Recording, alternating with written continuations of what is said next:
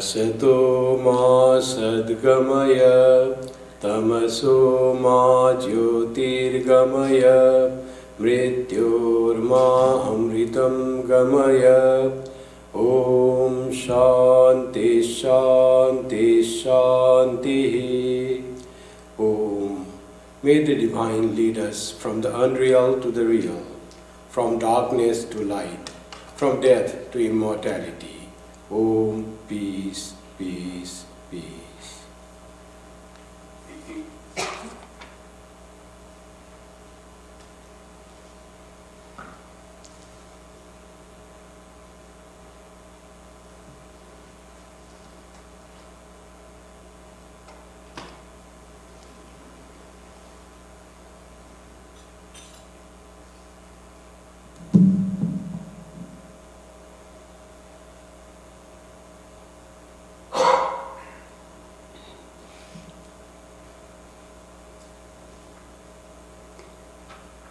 Today's hymn is Saparshada, Sri Ramakrishna Stotram.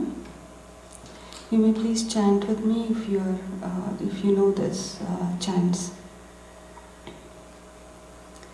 Sarvadharmastapakastvam Sarvadharmasvarupakaha Sarvadharmastapakastvam Sarvadharmasvarupakaha Acharyanam Mahacharyo Ramakrishnaya Te Namaha. Acharyanam Mahacharyo Ramakrishnaya Te Namaha. Yathagnir Dahika Shakti Ramakrishne Stita Hiya. Yathagnir Dahika Shakti Ramakrishne Stita Hiya. Sarva Vidya Swarupantam Sharadam Pranamamyaham. Sarva Vidya Swarupantam Sharadam Pranamamyaham. Paratatve Sadalino Ramakrishna Samadnyaya. Paratatve Sadalino Ramakrishna Samadnyaya. Yo dharmasthapanarato Viresham tam namamyaham. Yo dharmasthapanarato Viresham tam namamyaham. Kalindi Pullakamale Madhavena Kridarata. Kalindi Pullakamale Madhavena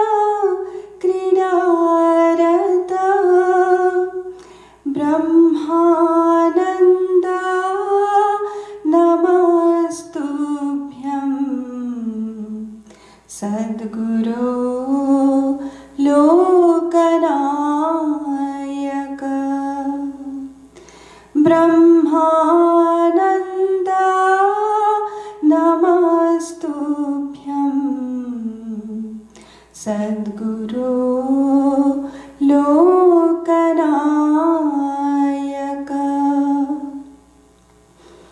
Yogananda Premanandaschannaivaye cha parshadaha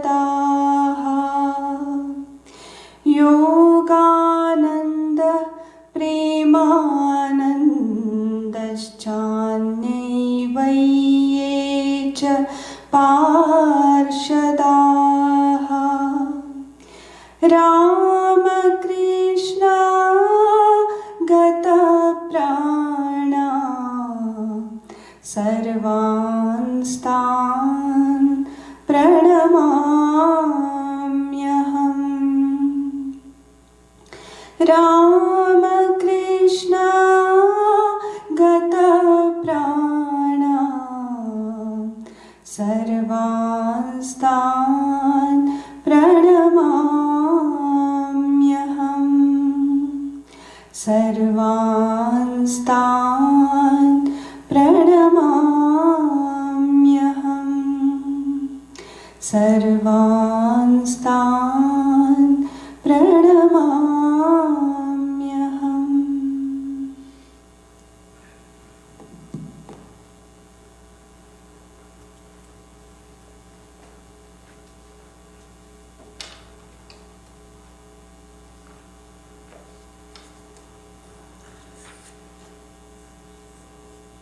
I'm reading from the book Swami Kripamayananda, Love Incarnate. It was in Varanasi in October of 1914. While staying there, Swami Kripamayananda used to visit the temple of Kashi Vishwanath and Mother Annapurna after taking his bath in the Ganga. A Swami would accompany him. One day, after we finished worship in the temple of Annapurna, the head priest placed a garland of marigolds around Swami Kripamayananda's neck. When the Swami was about to take the garland off to give it to me, I placed my palms together, bowed before him and said, "No, holy sir, please keep the garland yourself. You look so beautiful." The word beautiful reminded the Swami of God's beauty, and he went into ecstasy. His face flushed, and then a light began to emanate from his whole body. Walking slowly, he left the temple, and I followed him. The temple lane was crowded as usual, but on either side of us, people started staring at the Swami and made way. It was quite evident that everyone present saw him illumined. We continued to walk through the streets of Varanasi while crowds stood still, silently watching Swami Kripamayananda. He was completely absorbed in the thought of God and oblivious of his surroundings. As we approached the outer gate of our monastery, Swami Nirbharananda, the abbot, saw us from the veranda. He immediately ordered the monks to prepare a special welcome for Swami Kripamayananda. We entered the monastery grounds to the sound of gongs and conch shells and the ringing of bells.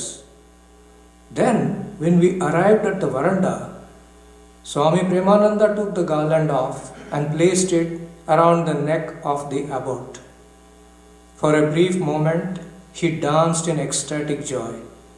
Gradually, the ecstasy abated and the divine light disappeared. The Swami finally embarked on his tour. Here, despite his quiet and self-effacing nature, Kripamayananda was immensely popular. Crowds of persons hungry for spiritual food literally followed the Swami wherever he went, and from morning until night, visitors eagerly sought his counsel and blessing. Yes. Now a short period of meditation.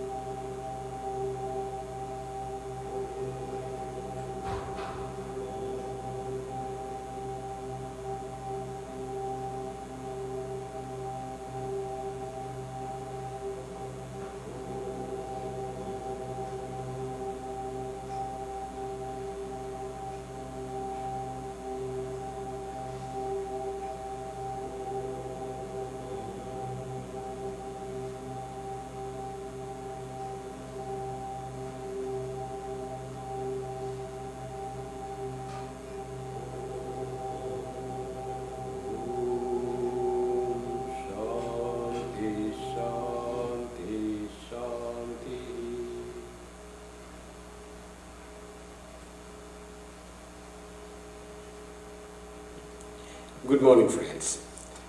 Today's topic is entitled Purity and Love Embodied as a Man. So, we're talking about Swami Kripamayananda, whose birthday, according to calendar Tithi, was on 1st of December. Swami Kripamayananda was a very special monk among the direct disciples of Sri Ramakrishna. When Sri Ramakrishna saw him, he found he is exceptionally pure. And he said, he's pure to even the bone marrow. So pure, embodied purity he was. If the purity and love would take the human form in the form of a man, how would he look like? So he would look like Swami Kripamayananda. That's why the topic is purity and love embodied as a man.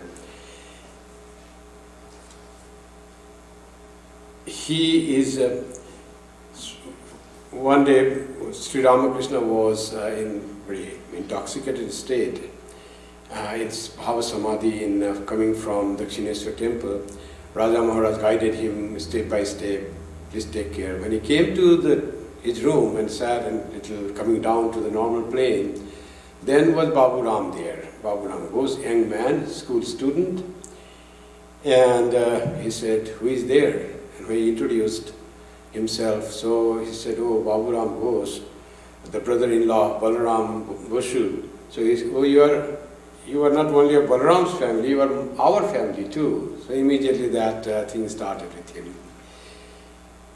Babu Ram Ghosh's sister was married to Balaram Basu, a great disciple of a devotee of Sri Ramakrishna. And Babu Ram Ghosh's all family was very devoted. And when he saw this Babu Ram Ghosh, his pre-monastic, Swami Kripamayananda's pre-monastic name was Babu Ram Ghosh. It was evening, so he asked him to come near the light, the lamp, oil lamp, and saw the face, and saw intently his features. And as finally he would do, Sri Ramakrishna was to try, he inspected his limbs, and took his arm in his own palm, and weighed it, and then said, oh, good signs.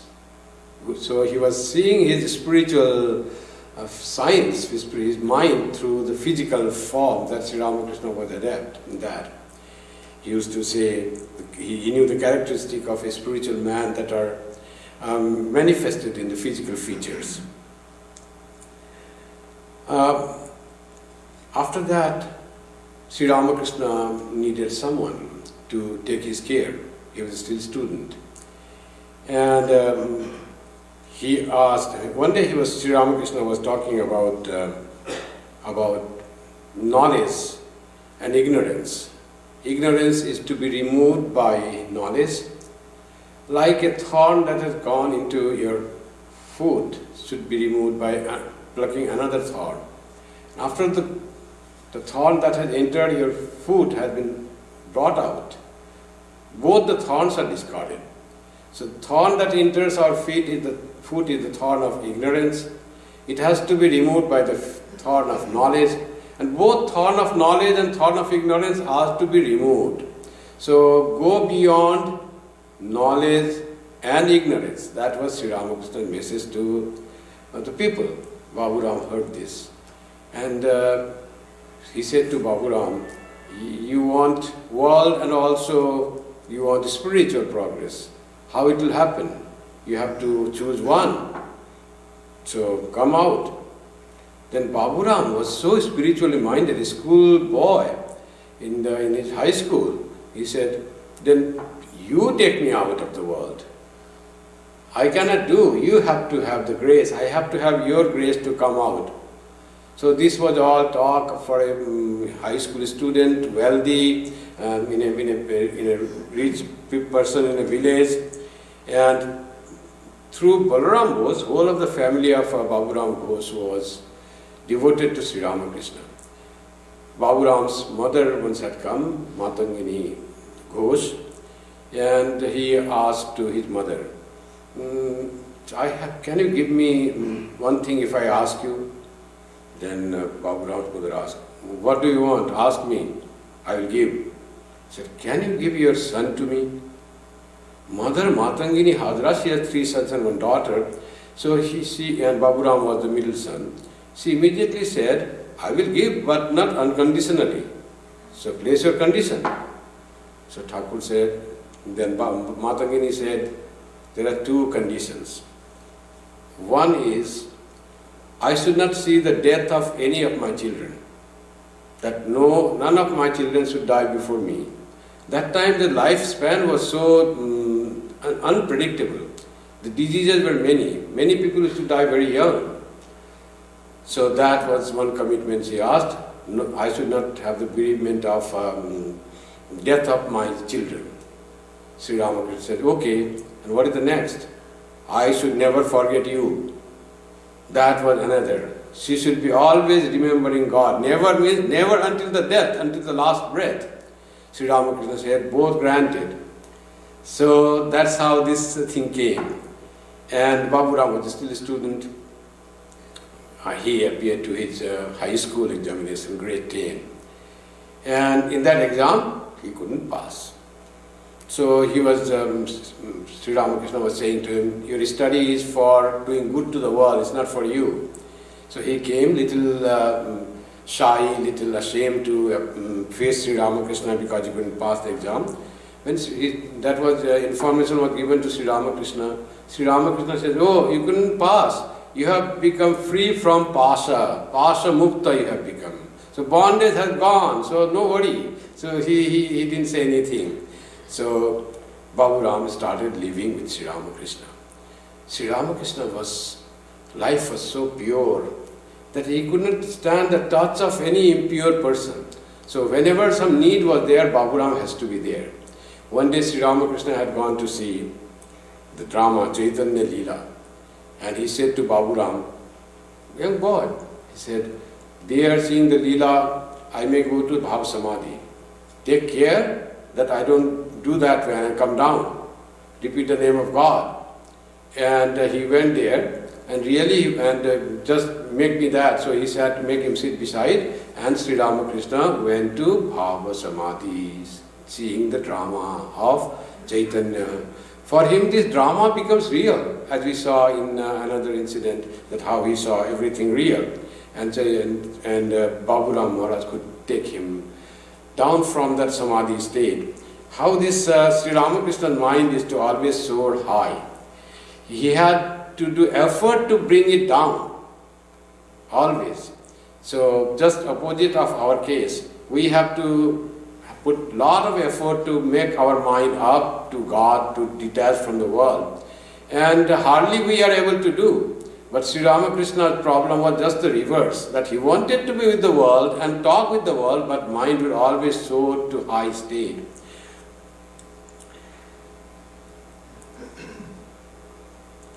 Swami Kripamayananda ji, he was a great monk, didn't have great educational qualification, but his power of his attraction, of his purity was so great that people thronged to him.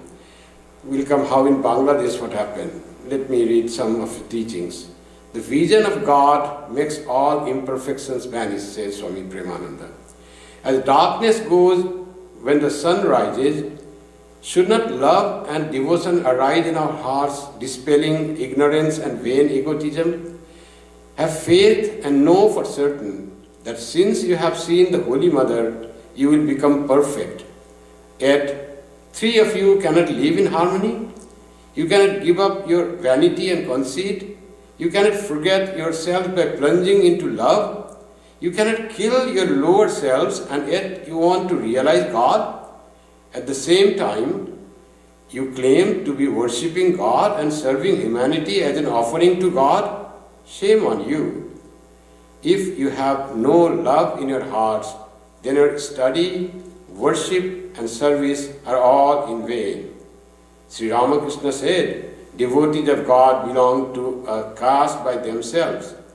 Our ideal is to unite all mankind into that one caste of devotees. Baburam Maharaj saw Sri Ramakrishna going into Bhava Samadhi, and he prayed to Sri Ramakrishna, can you pray to the Divine Mother that I also experience Bhava Samadhi? Sometime when Narendranath came also did the same prayer. Can you pray to Divine Mother that my all these problems of dire poverty is gone, so something is there to eat? To Narendranath he said, no, you have to go and pray. You don't accept Mother, you go and pray, then Mother will listen. But to Baburam, he himself went to Divine Mother and said, Baburam wants little Bhav Samadhi so that she can experience the spirituality. Mother, please grant that. Then the Mother Kali said, no, Baburam will have no bhava, he will have jnana. So much loving Swami in his whole life. He was full of knowledge of Brahman. He was established in the knowledge of Brahman. All his love that manifested for all devotees and brahmacharis and monks, all emanated from his knowledge of Brahman, of knowledge of oneness with all. It was not the sentimental knowledge or emotion, love or emotional love. It was based deeply in the knowledge of oneness of all beings. That was Swami Premananda. As Divine Mother has said, he will have knowledge, he will not have samadhi. But as we heard just now, sometimes Bhava Samadhi like that. What the reading was done, that when he went to Varanasi and was coming and he just seeing Annapurna after going to Vishwanath, his mood was totally changed. And that same thing happened to Swami Brahmananda also earlier.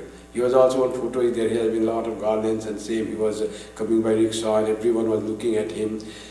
Swami Premananji also, they just transported to other plane where they really belong.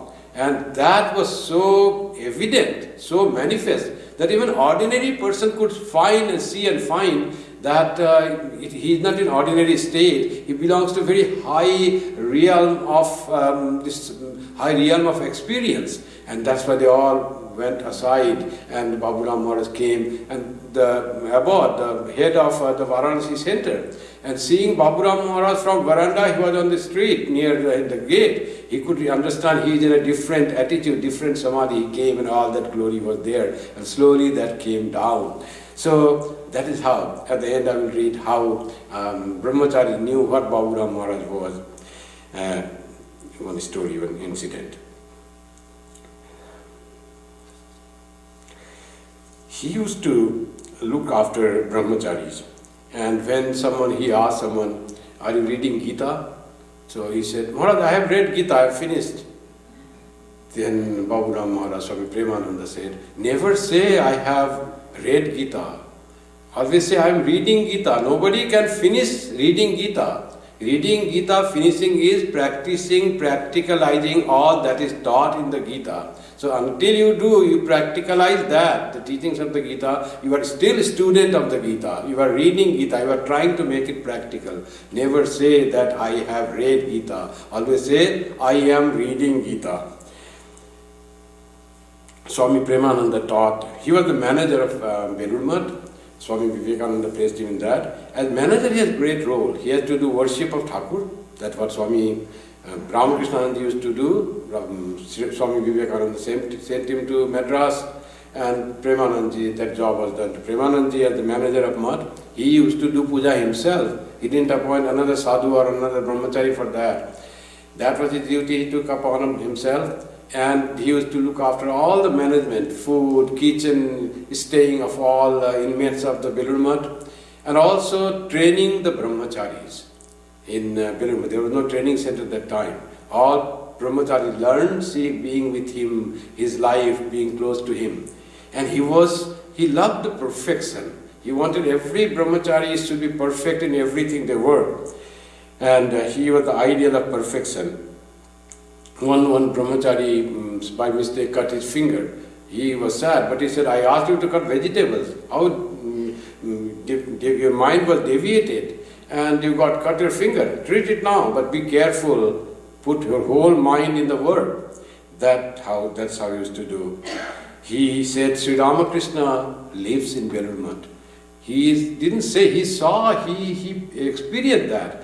He said to Brahmachari, Sri Ramakrishna lives and walks in Belur Math. So keep it spotlessly clean. The place should be spotlessly clean. How Sri Ramakrishna used to be always with him. He was very loving and mild by nature. He was once gone to Puri in 1906 in pilgrimage, and he saw that just in front of the Puri temple, the seat of the Hindu faith, one of the 4 great pilgrimages of Hindus, Puri. So there one Christian missionary was denigrating Hinduism while he was trying to glorify the Christ. Not only glorifying Christ, but he was just saying ills against the Hinduism. When people had gathered and they were listening, nobody was saying anything. Swami Kripamayananda went there and they started saying Hari Bol, Hari Bol, and he started singing loudly. Didn't say anything to that. And when he was singing Hari Bol, then people gathered around him and started singing Hari Bol. The sound was too loud and that missionary left. And he could not say any ill.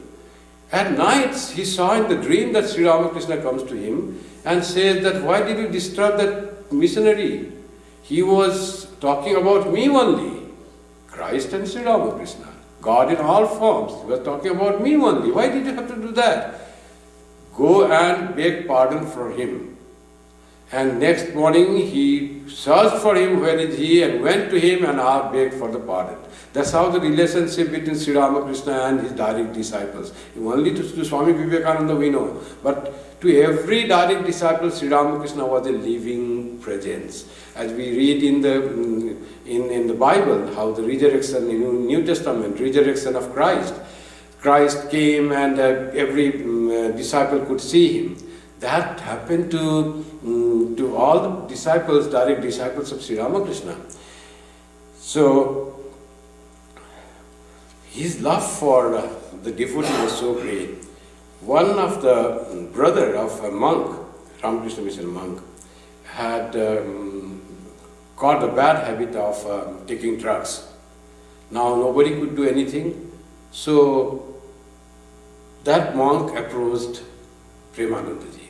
Maharaj, can you do something? Can you give him advice? So Premanandaji asked that brother who was drug addict to come to Belur Math. And he came, and Premanandaji first he brought the drug and kept in his room. And he found that, what is this? He never expected that. And he could not have that. And it was so nice talk and so much love that he could feel. He was totally given to the love that Swami Premananda had for this unknown person, this drug addict young man. And gradually and finally he gave up all these drug addicts. And later on he became a monk of the Ramakrishna order, just by the power of pure love of Swami Premananda.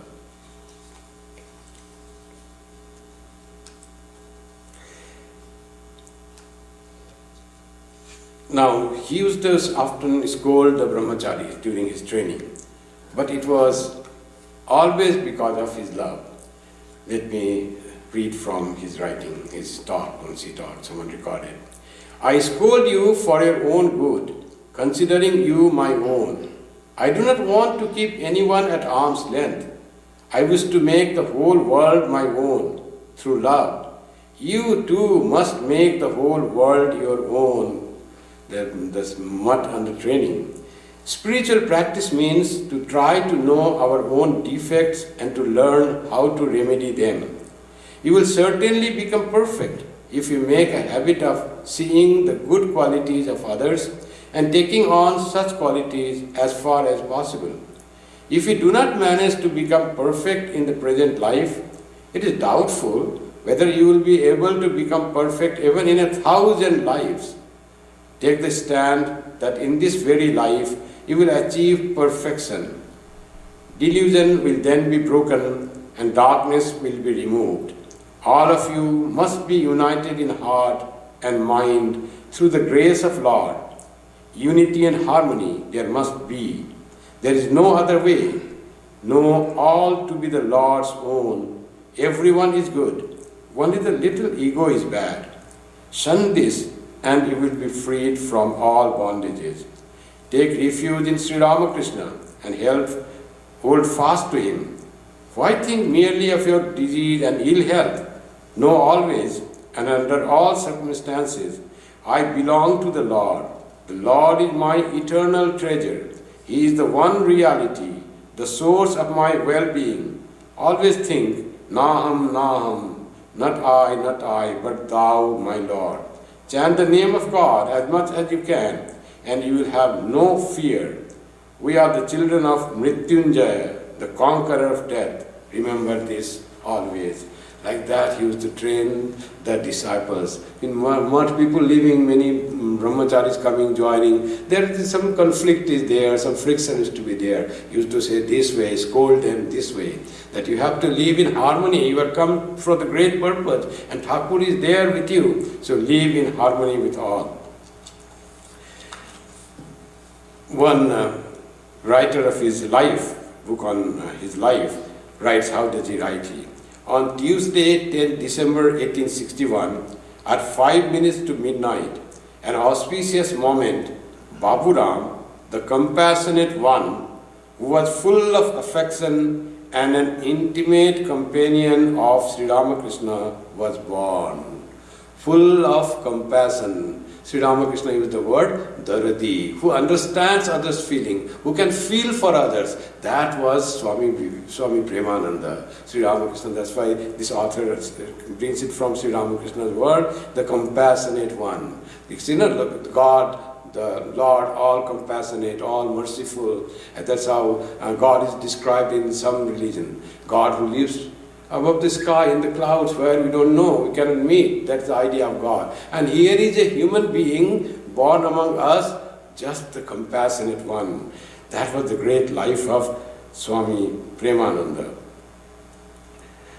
How he loved his devotees who came to Belur Math as manager. A visitor came with his family and kids. So somehow it was a little late. Somehow whatever prasad was given, but the problem came with a small kid who had to be given milk. There was no milk at that time in Belur Math. So he ordered, asked Brahmachari to bring the milk that was kept for offering to Sri Ramakrishna. Brahmachari little protested, Maharaj, that was for Sri Ramakrishna. He said, bring that. Swami Premananda's love was based on equanimity. He saw God, Sri Ramakrishna in that baby. For him, giving to offering to Sri Ramakrishna and feeding that baby was the same. How that Brahmachari would know that? And it was given to that baby. Once a group of visitors came late at 3 p.m. There was low tide in the Ganga. The people used to come by boat from Kolkata, and nothing was there. So he brought some flattened rice and some wood and some offered fruits were there, little left, and he fed them those things. And they were so pleased, they came next day and started coming. They started bringing family, their relations, young persons, and people started joining, all attracted by the loving service of Swami Premananda. Once Nagnasa's wife came, she was very late, came about 4 o'clock. Now some food was offered to her, and she said, I will not eat anything other than offered to Sri Ramakrishna, prasad. So some little prasad was found that was given, that was not enough. So that Gyan Maharaj used to be the assistant of Swami Premanandaji. Gyan Maharaj was very strict. He was Swami Vivekananda's disciple. He was very strict. He said, they are coming late, so what can we do? We can do nothing. And then Babu Ram Maharaj said, no, we have to offer them. And they offered whatever was there. They could procure, and they offered, and they ate, and were very happy. Once one government official came, and Belur Math was far away from Kolkata. They used to be always late to come there. And so there are so many incidents of late arrivals to Belur Math. And that makes Babu Ram Maharaj's greatness manifested in his love and care and sacrifice. So this official came to Belur Math, and he was going up. He asked, where is hotel anywhere we want to eat? He said, Babu Ram Maharaj heard this and said, no, we have to find some food here. So whatever was left, and then there was a little lentil soup was there, and there was some drumstick was there, and some little whatever was left that was offered. Little rice. And they all ate, and they said, we never in my life I have tasted such delicious food. And with what honor and love was it fed. Chittaranjan Das, a great patriot of India, he used to visit Belur Math sometimes.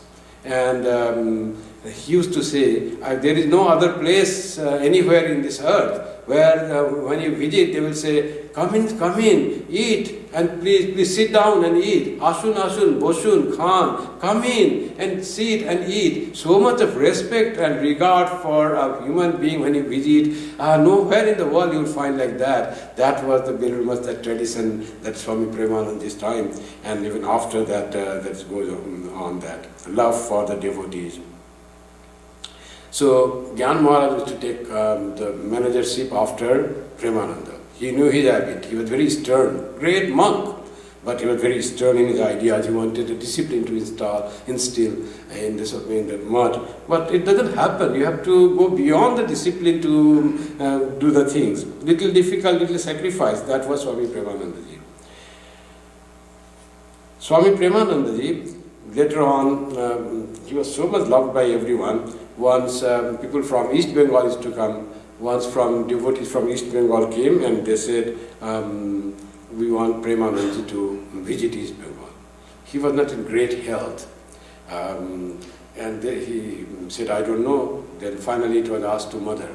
Mother said, after months of cajoling, this devotees were pressing to take Premanandaji there. There were so many other orators. They all wanted Premanandaji, you see. And Swami Vivekananda had said, that Swami Vivekananda, just 3 days before Swami Vivekananda passed away, he told to Premananda what to do, the importance of Sanskrit study. I want to see Veda Vidyalaya here. And he said, when I die, cremate me here. Indication for his giving up. So Premananda just thought it must be his saying, everybody dies, not now. So he showed one bale tree, and he said, cremate me here. And that's where Swami Vivekananda's body was cremated. There is also now a sapling of same tree placed on another that died. And that was his relationship with Swami Premananda. Once Swami Vivekananda made rule that all have to come in the morning meditation. Bell will ring, all get up and come for meditation. And one day, Premananda ji couldn't come. He didn't listen, sleep was disturbed, what happened? He couldn't come. And then Vivekananda Swamiji noticed, he said to Amrutari, go and ring the bell near his ear. And he heard that and he found what is going on. Brahmachari doing that, he understood there must be someone behind. When someone does something to you, very insignificant person, know that some person is behind, powerful person behind that. So he then understood, Swamiji said, he went there and told to Swamiji, Naren, I could not come to prayer this morning, so the rule was, if you cannot come to prayer, you cannot get food in Belur Math. You have to go and beg alms for that day. You have to beg food that day. So he said, I will beg. Then Swamiji said, Babu Ramda, he used to say Babu Ramda, because he is senior by 2 years. So why are you saying that? I will ask you to beg. Then Raja Maharaj was there. He said, you are not asking him, that is the rule and Babu Ramda wants to follow the rule. So he went out and begged.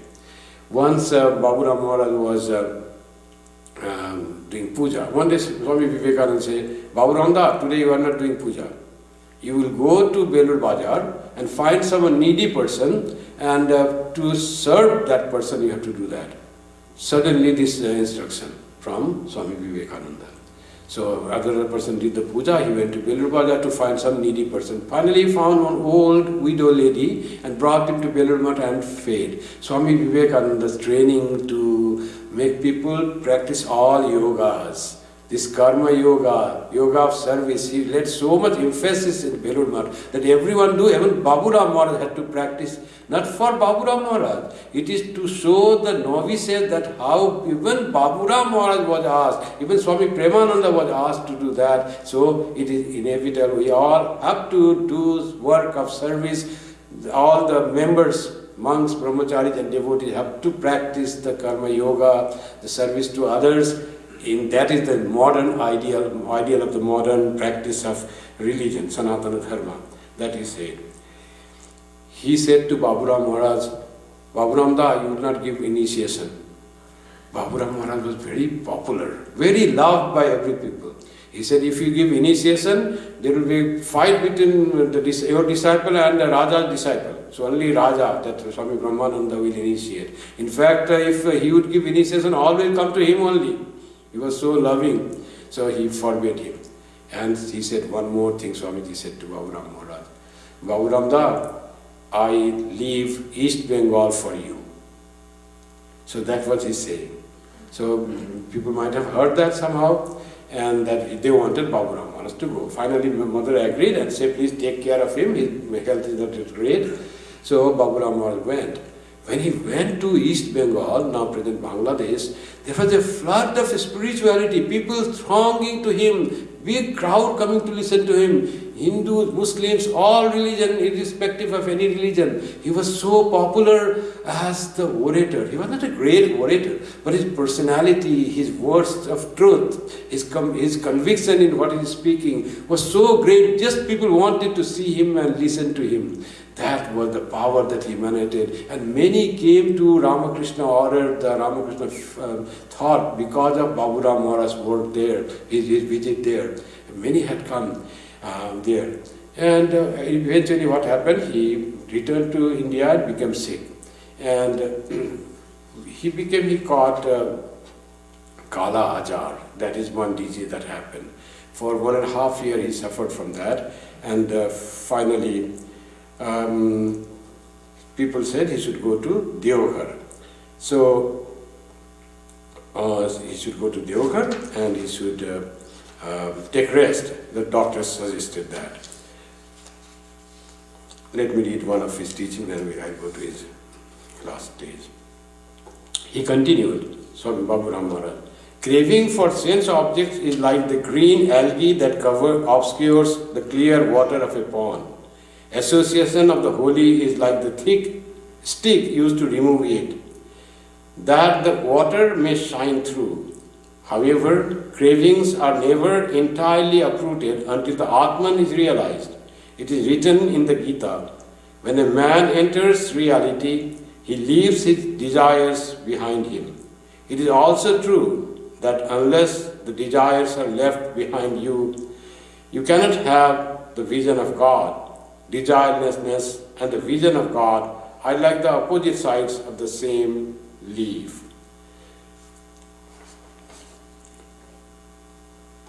He used to teach how to pray to God. Repeat occasionally this prayer of purity, said Swami Kripamayananda. May my flesh and my blood be purified. May my skin and my bones be purified. May the marrow of my bones be purified. May all my body be purified. May I be free from attachments. May I be free from impurities. May my organs of sense be purified. May my organs of actions be purified. May all my actions be purified. May I be free from attachments. May I be free from impurities. May my mind be purified. May my vital energy be purified. May the earth and the air be purified. May fire, ether and water be purified. May I be free from attachments. May I be free from impurities. May I be pure. May I be pure. I am verily the Atman. I am pure. I am free. I am blissful.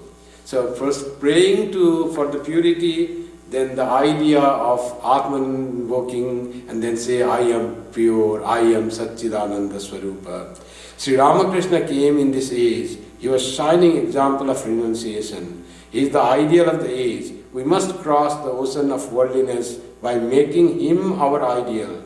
You are all young boys. Your minds are still like soft clay and can be molded the way you wish to mold them. By renunciation alone, immortality is attained. The master used to say, if you repeat the word Gita 12 times, it will become Tagi Tagi, which means one who renounces the world for the sake of God. He who has renounced all cravings has become ever free and blissful.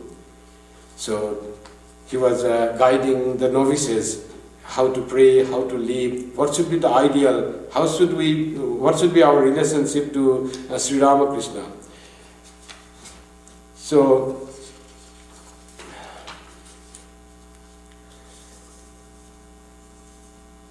one incident.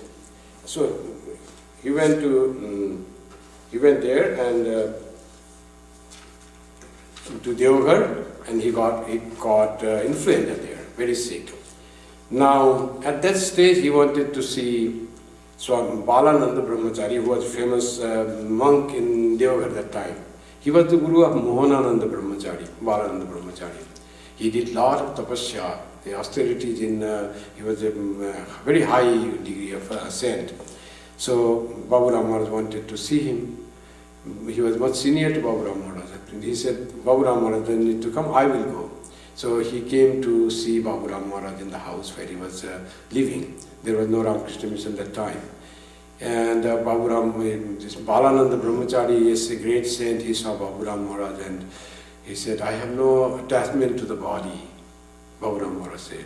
But you see, when a saint gives up attachment to body, he may not survive long. He will merge in the Brahman. So he said, when Balananda Brahmachari was living, he said to the attendants of Swami Kripamayananda, please take care of him. He may not last long. And that was his last few days. After that, he became sick and was brought back to Kolkata for treatment. He stayed in Balaram Mandir. In Balaram Mandir, on July 27, 1918, all these brother disciples had gathered, and there was Swami Turiyananji who was sick, couldn't climb, and he wanted to see Turiyananji, who was brought upstairs, Babu Ram Maharaj upstairs. Raja Maharaj was there, Sarat Maharaj came to see him. He was very sick at the time, but he was glowing with that blissfulness. On 28th of July, the next day of when he met all brother monks, he asked for Gyan Maharaj from Belur Math. He came to Balaram Mandir in Calcutta, and he said to Gyan Maharaj that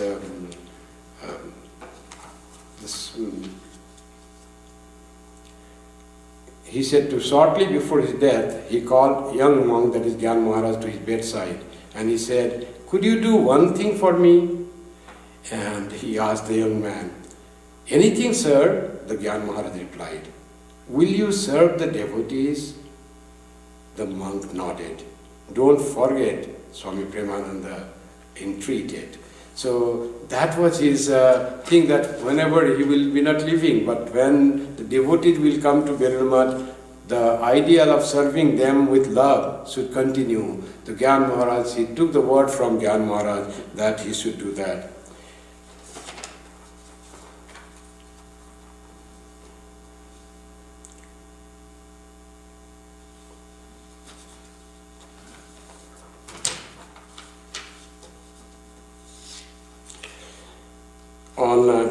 He entered Mahasamadhi on 30th July 1918.